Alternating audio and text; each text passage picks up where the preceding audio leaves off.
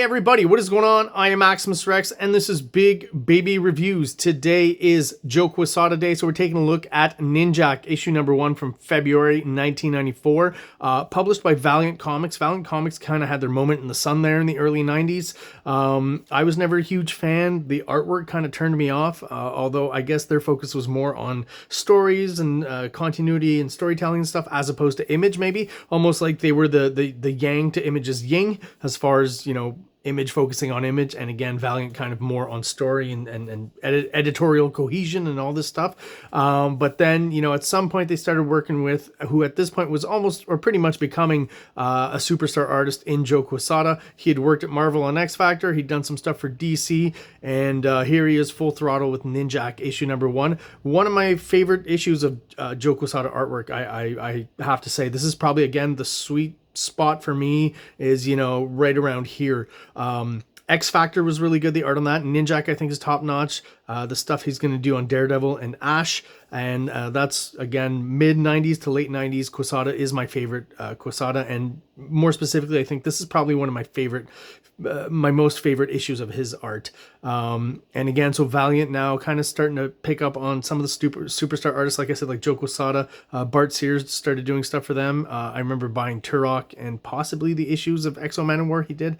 Anyways, it's kind of blurry. But yeah, just the reason I ever bought a Valiant comic was because of some artist that I really liked was doing some work there, and that's why we're looking at this issue of NINJAK. Kind of a strange cover. I think they called this chromium or something. It's embossed behind, so it looks embossed, but when you run your hand across it, it isn't. Great illustration on the cover, very dynamic, and it is a gatefold, fold out kind of deal. Great artwork by Joe Quesada, but it gets obscured a little bit, I find, by the cover effect.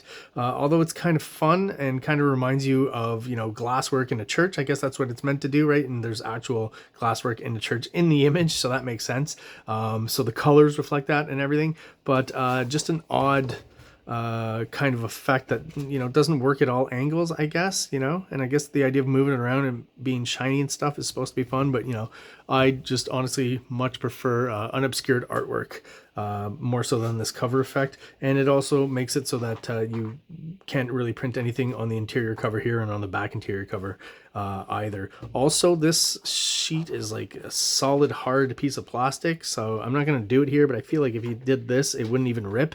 It might bend if you really force it to, but it's just very stiff, and the book itself is kind of hard to open, so that's, you know, one minus going against it.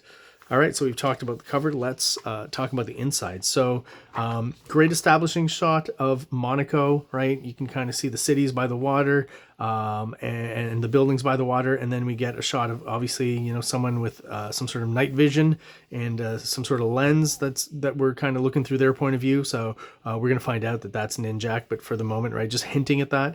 And then the establishing shot of the actual scene on the docks here. Really solid, great establishing shot. Another one of Quesada's, you know,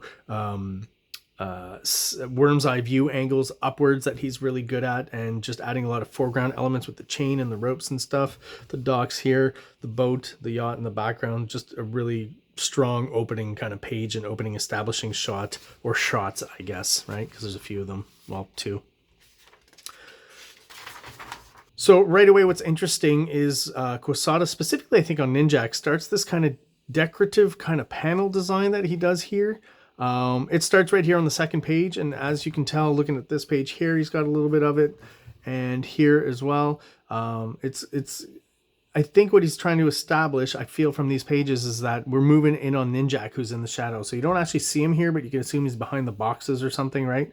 And the cat knows that something's going on behind the boxes, and that's why he's moving. So you get more of those decorative elements while this guy is being double-crossed, right? And then every subsequent panel that we see, we start getting more hints of NINJAK behind those boxes or actually on top of them. So every time you get a decorative kind of panel, you know that NINJAK's involved. So here you can kind of see his knee, his eyes, a little bit of his judoka design, his costume design here. I say judoka because it looks like he's wearing you know, basically the garb of people who practice judo or karate, right, or similar to that. I mean, I guess you could say a ninja as well, since his name is NINJAK, right? A lot of his inspiration, I guess, for the costume comes from martial arts. That makes sense. Here we get a shot of him just petting the cat, and we still got those little bits of decorative elements throughout the panel. Those are part of the panel, right? This kind of ropey stuff he's throwing in, not necessarily part of the scene itself, which is interesting. Like I said, some great Joe Quesada art, not being obscured by ill-fitting inker like on Sword of Azrael, what we recently looked at, and we're getting all of kind of the Quesada dynamics, anatomy, shading that I associate with him. It's Jimmy Palmiotti's inking him on this, so he's pretty much his regular inker throughout at least this part of his career. Interesting shot once again here of NINJAK, who we can see through the silhouette that he's got some sort of glasses there, so that would be the night vision that we saw earlier. And again, every panel just somehow adds decorative kind of negative space elements to just to hint at the fact that I mean, it's obvious when you look at it, but just to reinforce the fact that that panel is dealing with almost a scene within a scene with NINJAK. So I think just layout wise, it's really cool. It really works well, and it's just kind of different and interesting. And the actual, you know, shots within those panels are stellar all the way throughout. Here he even kind of directs your focus to this little disc that NINJAK throws out.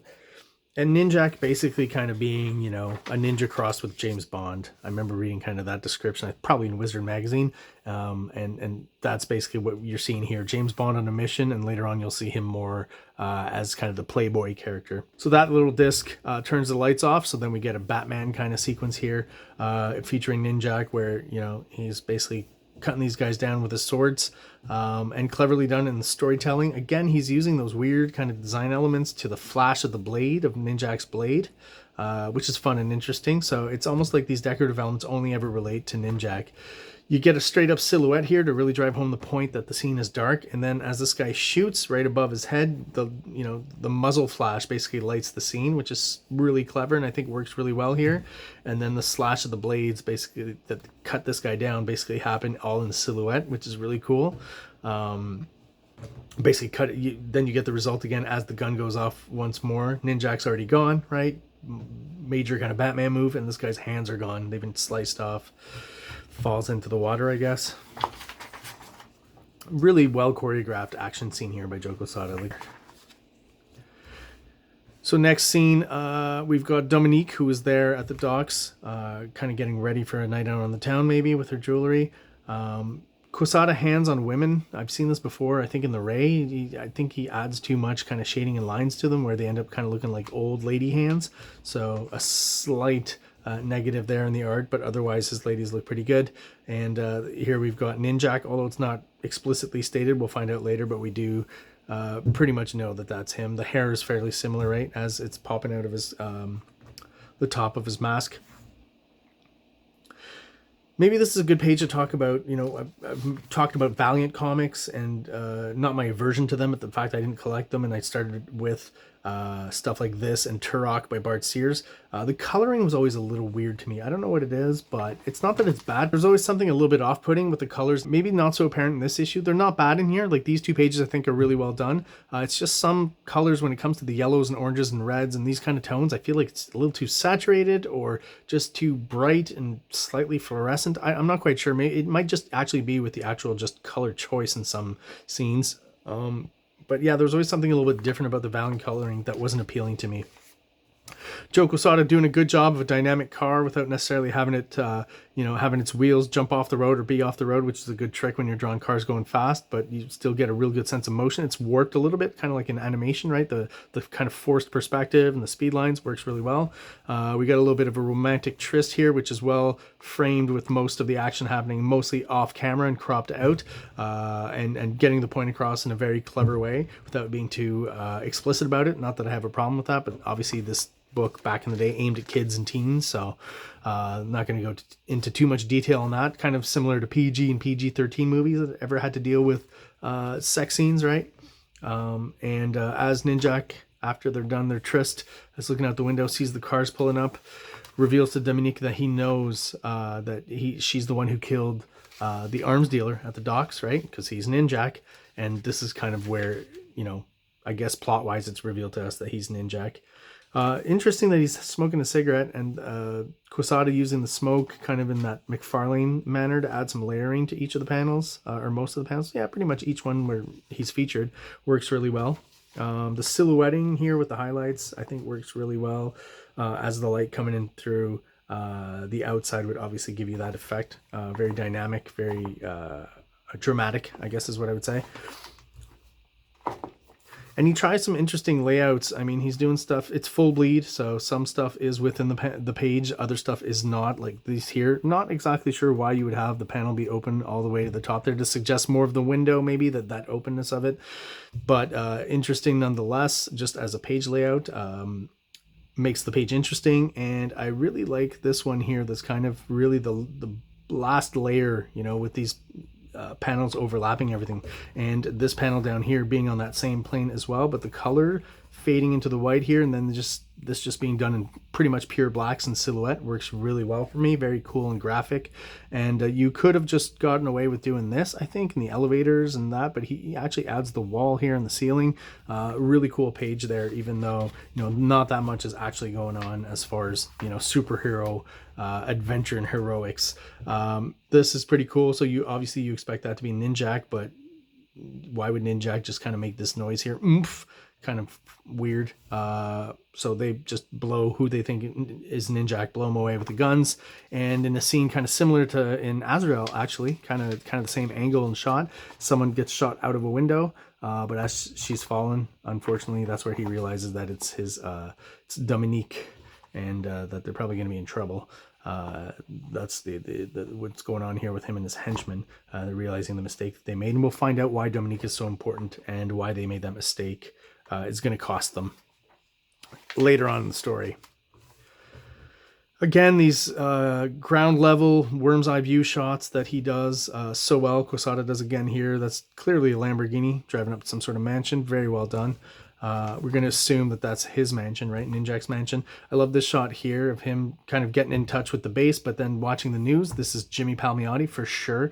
I've seen him before, probably photo reference as well. Kind of, you know, almost looks more like the photo referenced art that Joe Quesada's been doing now in more modern times, as opposed to his more, you know, imaginative, not photo referenced comic book art, which is what I prefer, right? Just the great close-ups and the dramatic shading that he does. He's just, yeah, excellent. So this page is kind of a great way to at least partially introduce your villain very quickly through just one sequence that kind of gives you two types of information. So you kind of get what's happening now within the storyline. This young lady walking through some, you know, hallowed halls and into a room.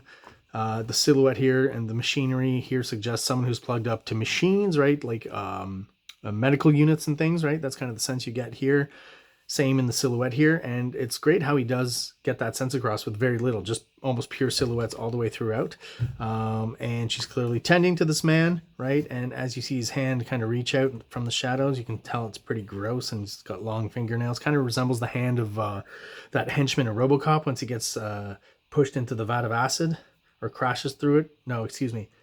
The car crashes through the vat of... He's driving it and it crashes through the vat of acid. As he walks out, he's got all the melty skin and stuff. If you've seen the scene, you know what I'm talking about in RoboCop. If not, go check it out. It's a great movie. You know, a faraway shot of that young lady tending to him, who we assume at this point is maybe more of a nurse, but, you know, she is dressed kind of provocatively. And then you realize that, you know, I guess Mr. Silk is going to be having his way with this young lady.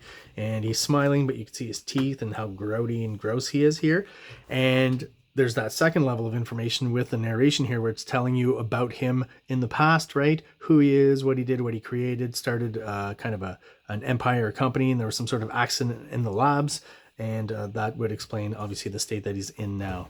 And his name is Dr. Silk, and there's a little bit of great characterization here from this guy who double-crossed the Pierre guy in the weapons deal at the beginning of the issue, who apparently, as we'll find out, works for Dr. Silk, but is also behind the scenes double-crossing him, right? He's the traitor that we're going to be talking about.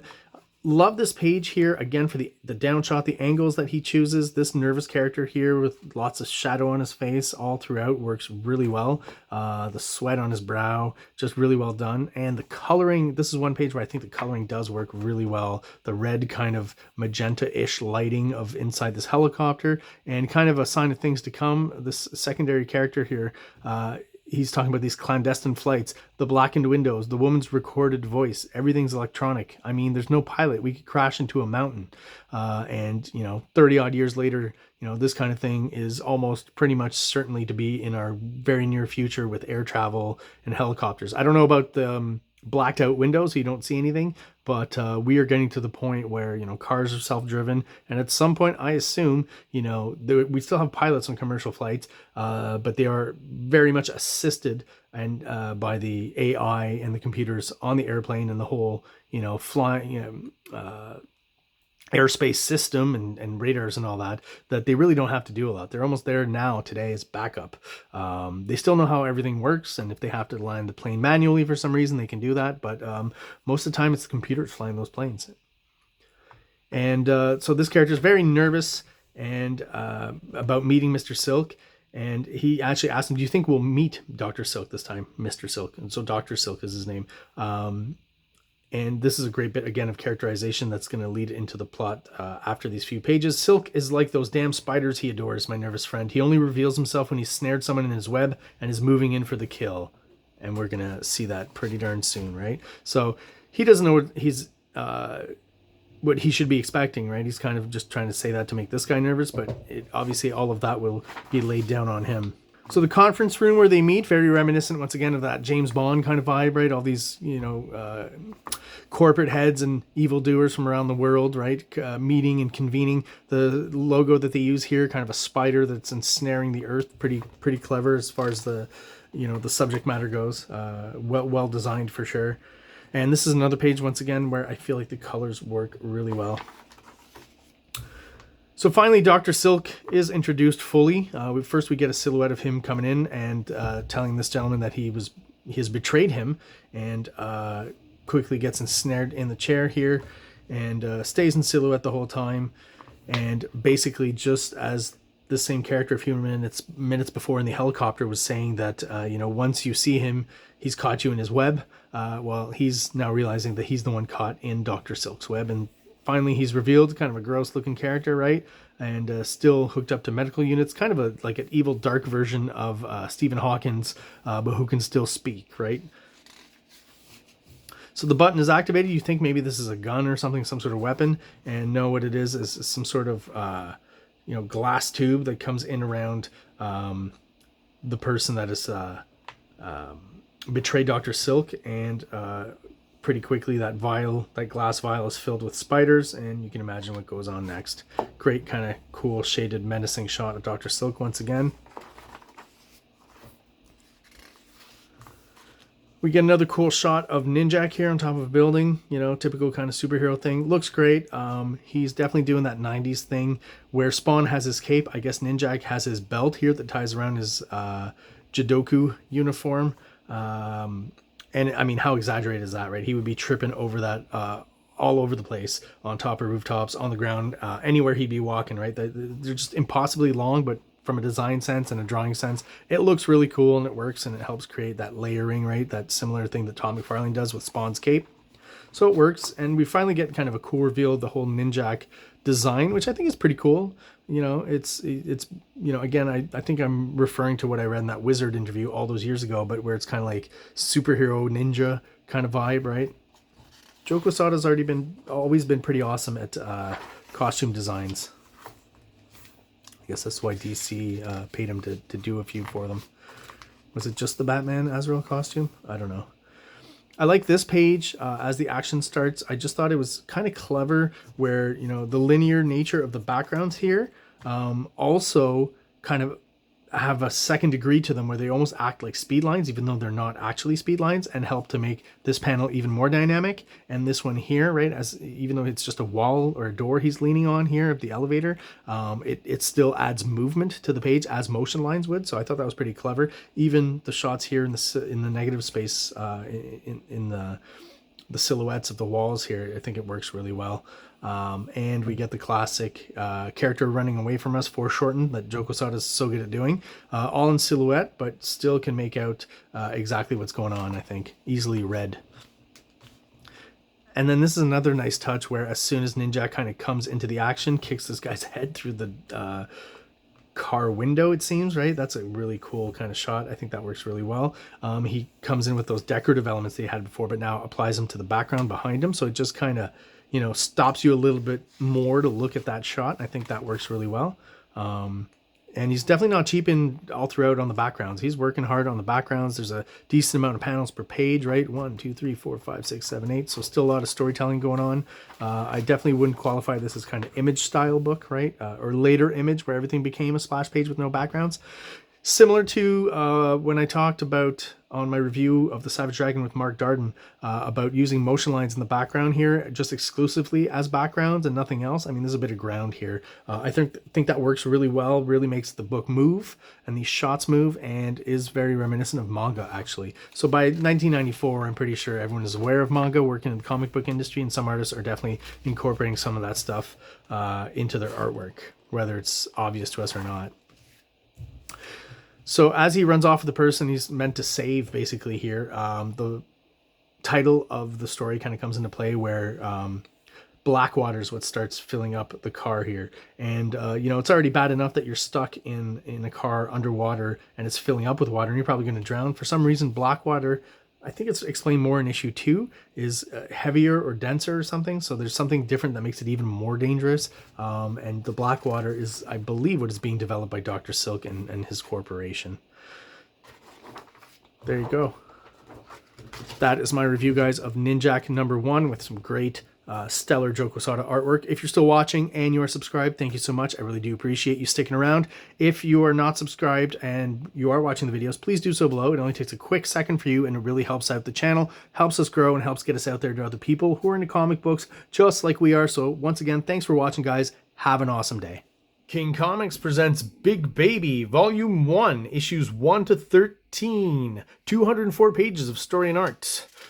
King Comics also presents Star Crasher one-shot, 32 pages, cosmic sci-fi surrealist adventure. You can find these fine comics at KingComics.CA, at MaximusRex13 on Instagram, or on Facebook, MaxRex or Big Baby. Like! Subscribe!